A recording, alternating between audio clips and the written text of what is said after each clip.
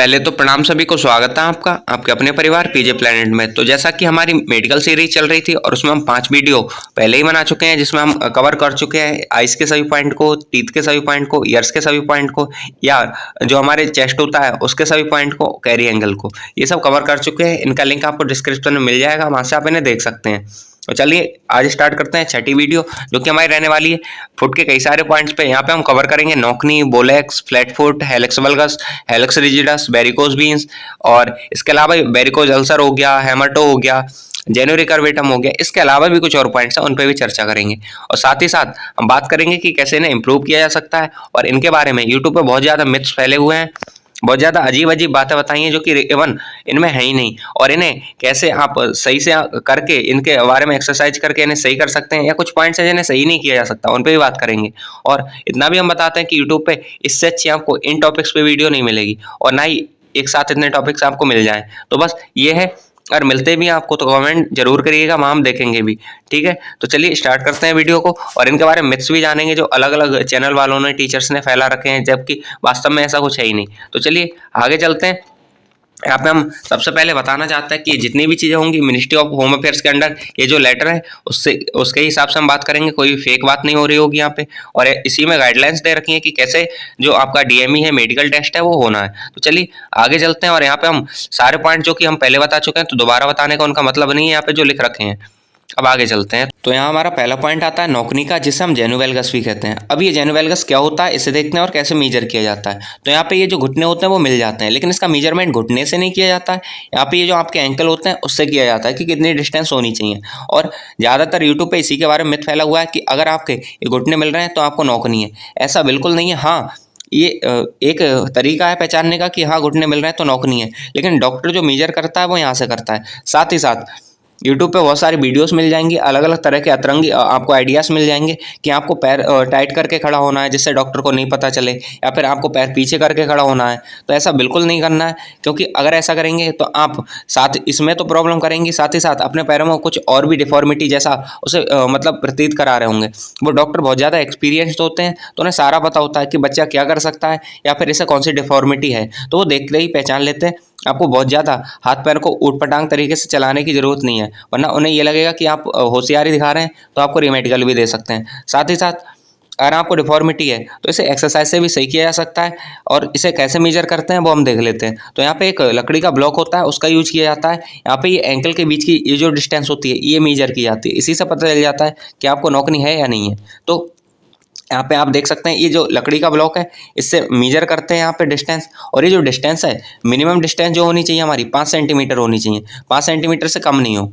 यहाँ पे जो मैन में होती है वो 5 सेंटीमीटर होनी चाहिए। अगर a separation of internal malleoli over 5 centimetre will be disqualification, तो डिस्क्वालीफाई हो जाते हैं आप यहाँ पे। लेकिन फीमेल में यही जो रहती है वो 8 सेंटीमीटर रहती है। आप यहाँ देख सकते हैं फीमेल में 8 सेंटीमीटर, साथ ही साथ मेल में 5 सेंटीमीटर, जो कि नॉर्मल होती है। इसके लिए आप एक्सरसाइज कर सकते हैं, एक्सरसाइज हम बता देंगे लेकिन अभी नहीं, क्योंकि अगर इस वीडियो में बताया तो ये बहुत लंबी हो जानी है। नेक्स्ट चलते हैं, बोलेक्स पे आते हैं।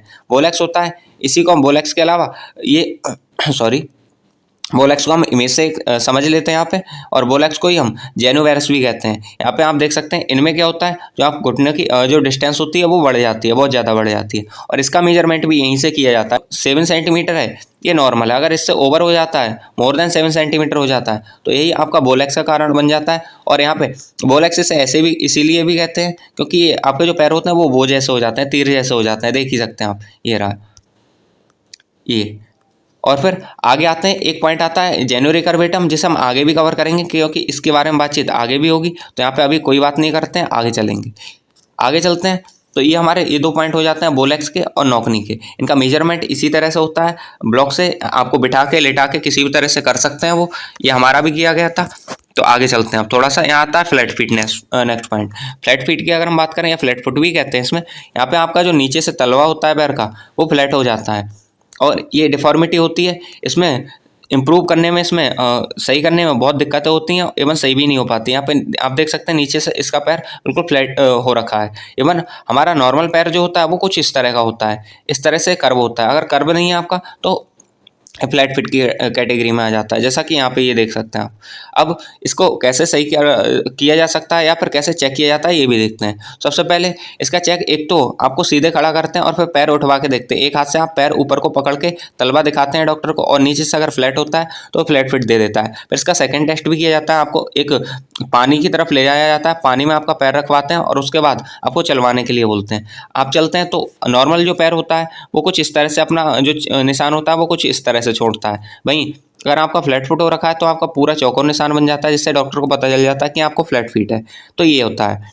इसके अलावा इसे अगर सही करना है तो वैसे बहुत ज़्यादा इसका ना तो एक्सरसाइज है और नहीं उपचार है, लेकिन अगर आप देखेंगे तो कुछ सैंडल्स या शूज आते हैं जिनमें पैर मतलब नीचे तलवे पे कुछ इस तरह से उभार दे रखा होता है। आप उन्हें रेगुलर यूज करते हैं तो थोड़ा सा चेंजिंग आ सकती है, और इसके लिए आप अच्छे डॉक्टर से बात करें और उसी से ये सब चीज़ें खरीदें। फिर आगे चलते हैं। नेक्स्ट आता है हेमरटो का, फिर हेलक्स वल्गस का। तो इस पॉइंट को देख लेते हैं। हेमरटो की बात करते हैं अभी। हेमरटो क्या होता है? तो हेमरटो यहाँ पे आप फोटो में देख सकते हैं, यहाँ पे दे रखा है। इसमें ये जो डिफॉर्मिटी होती है वो अजीब तरीके के शूज पहनने से हो जाती है। साइज से छोटे शूज आप जब पहनने लग जाते हैं तो हो जाती है। इसमें क्या होता है, जैसा कि आप देखते हैं, अगर नॉर्मली आप देखेंगे तो ये जो हमारी उंगली होती है ये बिल्कुल अंगूठे के साइज की होती है, लेकिन जब आप छोटे या बड़े शूज पहनते हैं तो अंगूठे को तो जगह मिल जाती है प्रॉपर, लेकिन इस उंगली को नहीं मिल पाती और ये मुड़ने लग जाती है। साथ ही साथ यहाँ पे हड्डी बेंट हो जाती है और इसी को हम हेमरटो बोलते हैं। इससे डिफॉर्मिटी में भी आपको बाहर निकाल दिया जाता है। नेक्स्ट आता है हेलक्स वल्गस। हेलक्स वल्गस की बात करें तो यहाँ पे जो हमारी हड्डी होती है, ये जो हड्डी होती है ज़्यादा बाहर निकल जाती है। इस पॉइंट में भी आपको बाहर निकाल दिया जाता है। नेक्स्ट आते हैं ये ब्रैकीमेटाटार्सिया। इसमें अगर हम बात करें तो ये दोनों उंगलियां एक साइज की हो जाती हैं, या फिर कह सकते हो ये जो मिड उंगली होती है ये थोड़ी छोटी पड़ जाती है।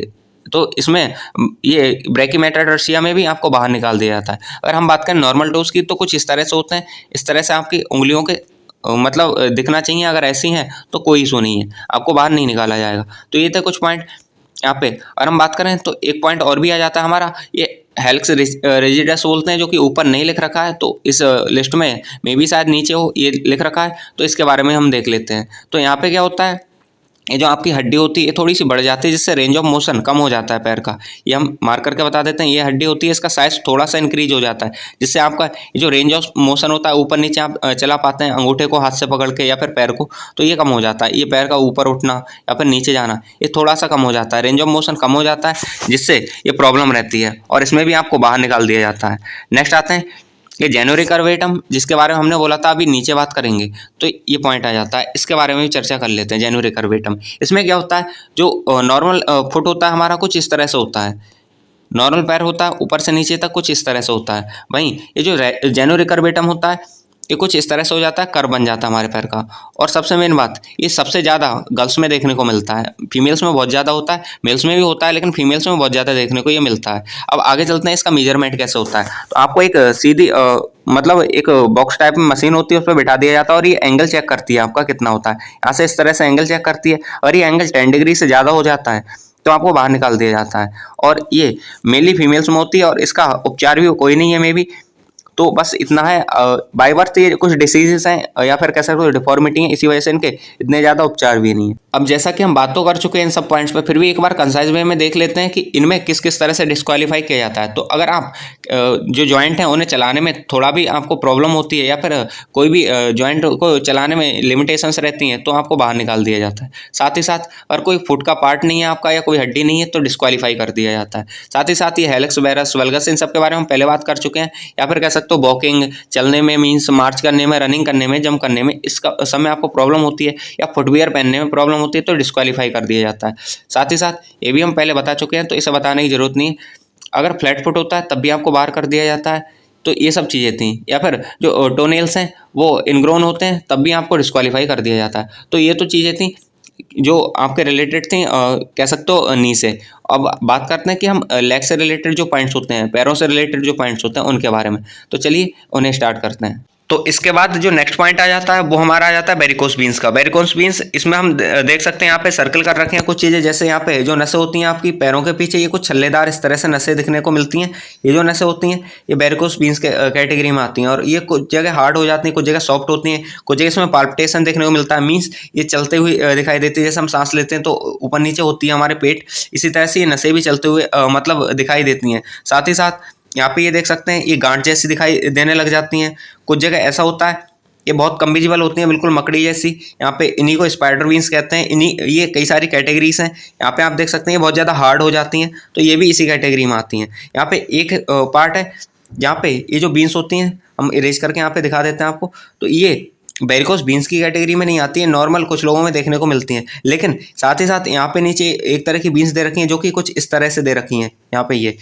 तो ये जो है ये वेरिकोस बीन्स में ही आएगा और यहाँ पे आपको डिस्क्वालीफाई कर दिया जाएगा। लेकिन अगर इस तरह की बीन्स है तो ये नॉर्मल है, कोई दिक्कत नहीं है। तो ये कुछ थी वेरिकोस बीन्स पे। और इसके अलावा आगे कई सारे पॉइंट बचे हैं अभी, जैसा कि टैटू या फिर आपका फ्रैक्चर का पॉइंट बचा है, तो उसे नेक्स्ट किसी वीडियो में कवर कर लेंगे। आज इसी वीडियो में इतना ही रहने देते हैं, वरना ये वीडियो बहुत ज़्यादा बड़ी हो जाएगी। इसके अलावा पहले भी हम बता चुके हैं आई टेस्ट पे, डेंटल मेडिकल टेस्ट पे, इसके अलावा ईयर नोज टेस्ट पे, कैरी एंगल पे, इन सब पे, साथ ही साथ चेस्ट वॉल पे हम वीडियो बना चुके हैं। तो इनका लिंक आपको डिस्क्रिप्शन में मिल जाएगा, वहाँ से आप इन्हें देख सकते हैं। और यहाँ तक देखने के लिए आपका बहुत बहुत शुक्रिया। आपका दिन शुभ हो। धन्यवाद।